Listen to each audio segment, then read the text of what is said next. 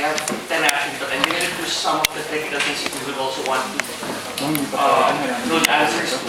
First, are we on track with their schedule as posted on the COMELEC website? For example, the delivery of the 22 machines for customization, software customization, which should have been done August 31. And actually more in the schedule. For example, also when would the rules for voting, counting, and canvassing be released? Considering you are familiar, you have been in the field, you are familiar that even for the parties and the candidates, we truly rely on the manual, on the rules, IRR, the rules and resolutions issued by the COMELEC. And that's how we train our poll marshals, and that's how we customize our training for our own people to ensure that there would be no cheating and that the votes for our candidates or our parties are also protected. So that's more the schedule. Isang bagsak na rin po.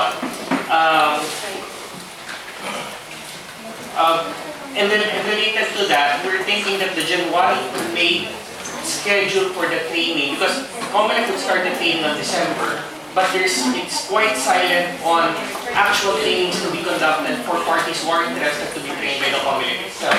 There seems to be no provision or no schedule for the trainings of parties and interested groups, even for citizens watchers. Except for the public demonstration, which we know really doesn't teach much if you're really interested in guarding the process. And a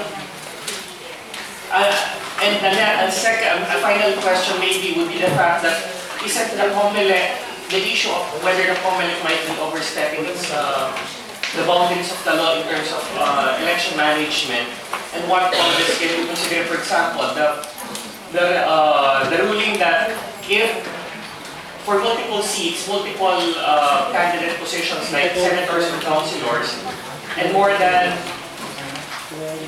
there are more than, for example, 8 votes given for a city council and there are only supposed to be 7, the entire list would be nullified. The entire 8 votes would be nullified, but in fact, under the law prescribes a different method, which means that 7 of that 8 should still be considered, and there is nothing in the 2 election laws that we have, election modernization laws, which provides or gives the power to the COMELEC to do that ruling or reverse that system of counting provided in the Omnibus Election Code and subsequent laws revising it. So the COMELEC already ready with a list of supplemental laws or supplemental bills which Congress should file to ensure that no further questions will be raised against the COMELEC when it comes to the election process and its implementation of the 2010 election. Yun lang po muna. Okay, first, thank you very much for your concerns. If I got this right. The first is the schedule of activities. We're on schedule. There was a delay regarding some machines because obviously there's still a case pending at the Supreme Court. But as pertains the guidelines, it will come out by October. That should come out by October. The ballots the sample ballots will also come out by the time the names of candidates will be finalized. So this is the BIS, not the voter information sheet. It will come out early this time. Training of parties, I'll bring it up with the EID. That's what the BIS. Point what you should take note of is the fact that all BIs will be trained, and at least 2 of the members of the BI have to be DOSD certified. Again, regarding the training of parties, I'll have to check with the EID. Overvotes. Kasi it's unlike before, you write down the names of candidates, you just take out the last one, kung sobra. Now, since it's alphabetical, kawawa naman yung letter Z or letter Y na last name. So, tinanggal na. Tinanggal na kasi you can't determine anymore what was the priority of that voter. So, but it only pertains to that particular position. For example, Senate, councilors, but others, it won't be affected. What other concerns?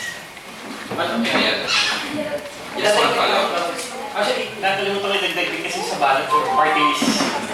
Sa dami ng party list, with the number of party lists which have already applied for registration, would it still alter yung proposal that the 150 per page, per face allotment, or would it have an effect? Kasi we're looking at a possibility that there could be actually more than 100, because right now I think there are already 200 plus new registrants, aside from the one existing. So how would COMELEC meet the parties? At this point in time, the ballots, we can accommodate maximum of 3 names per side. 3 in front, 3 in the dorsal.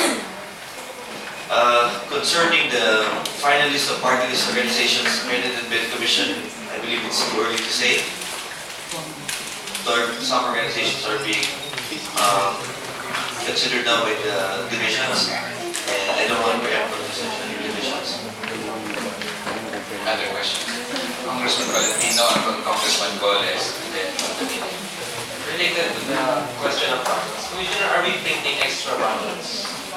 And how many purposes? For example, a voter decides to change his vote. Pwede ba burahin yung mark or maghintay na lang siya after 6 years for president? The current policy is it's 1 ballot per voter. 100%.